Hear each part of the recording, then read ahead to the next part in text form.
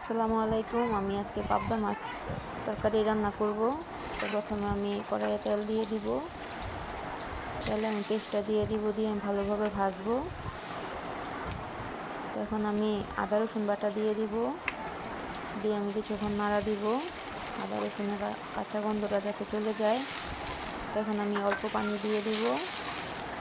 পানি দিয়ে আমি এখানে হলুদ, মরিচ, ধনিয়া, লবণ দিয়ে দিব, দিয়ে মশলাটা ভালোভাবে কষাবো।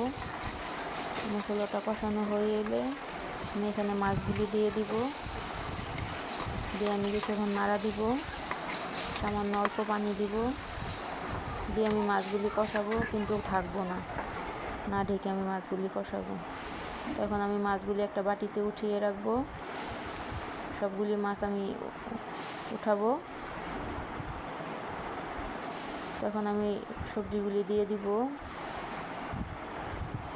দিয়ে আমি ভালোভাবে নাড়া দিব, অল্প পানি দিয়ে দিব, দিয়ে আমি কষাবো সবজিগুলি। কষানো হয়ে এসেছে, এখন আমি নাড়া দিয়ে দিব, দিয়ে আমি মাছগুলি দিয়ে দিব, দিয়ে আমি সামান্য ঝোল দিয়ে দিব। এটা আলতো আলতো হাতে আমি নাড়া দিব, মাছগুলি ভেঙে যাবে। তোমার রান্নাটা হয়ে এসেছে, এখন আমি নামিয়ে ফেলবো।